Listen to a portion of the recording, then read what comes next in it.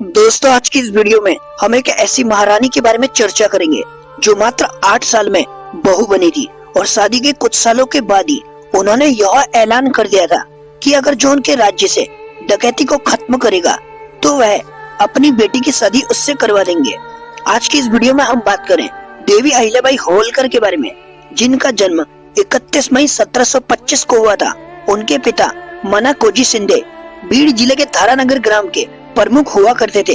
लेखक इतिहासकार विक्रम संपत पेगविन से प्रकाशित अपनी किताब शौर्य गाथाएं भारतीय इतिहास के अविस्मरणीय योद्धा में लिखते हैं कि होलकर साम्राज्य के संस्थापक मल्लाहराव होलकर एक अभियान से इंदौर लौट रहे थे। उन्होंने भीड़ में अपना डेरा डाला था। एक दिन उनकी निगाह 8 साल की अहिल्या पर गई और वह बेहद प्रभावित हुए थे।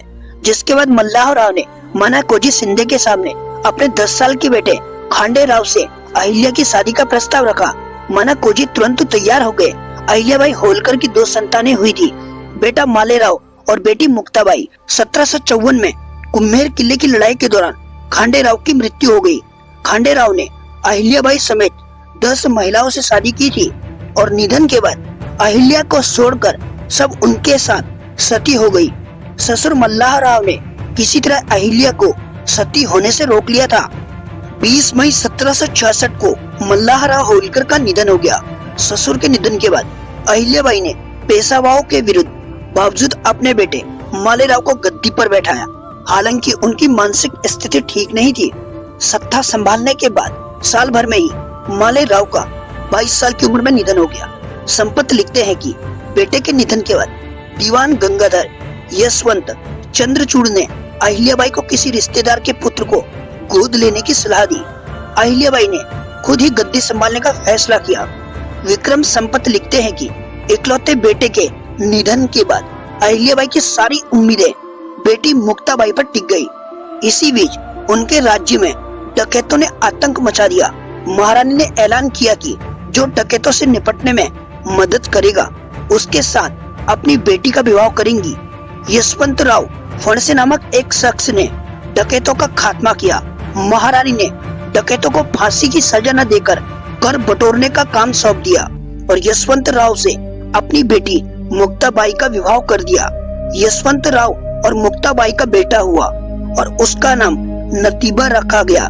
नतीबा ने 2 शादियां की, लेकिन वर्ष 1789 में बीमारियों के चलते असमय उसका निधन हो गया और दोनों पत्नियों ने भी आत्मदाह कर लिया। बेटे के निधन के अगले ही साल यशवंत राव भी चल बसे। इसके बाद अहिल्याबाई की बेटी ने भी सती होने का फैसला लिया।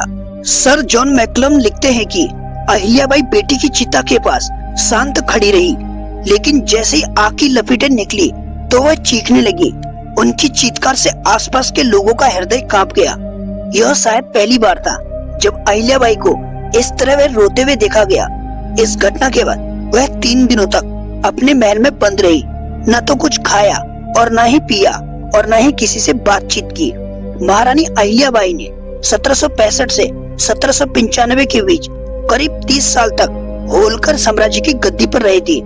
जीवन प्रयत्न दान धर्म से लेकर मंदिरों के निर्माण में लगी रही। ओडिशा के महाराजा से लेकर हैदराबाद अवध के नवाबों तक मंदिरों के निर्माण के लिए पत्र लिखती रही। सोमनाथ मंदिर से लेकर काशी विश्वनाथ मंदिर का जीर्णोद्धार कराया। भारत के पहले प्रधानमंत्री पंडित जवाहरलाल नेहरू अपनी किताब में लिखते हैं कि महारानी अहिल्याबाई का शासन अपने दौर में बेमिसाल था। उस दौरान सुशासन था, सब लोग खुशहाल थे और राज्य की जनता महारानी की बहुत इज्जत किया करती थी। वह एक मजबूत और कुशल प्रशासिका थी। आपका क्या कहना है देवी अहिल्याबाई के बारे में कमेंट में जरूर बताएं।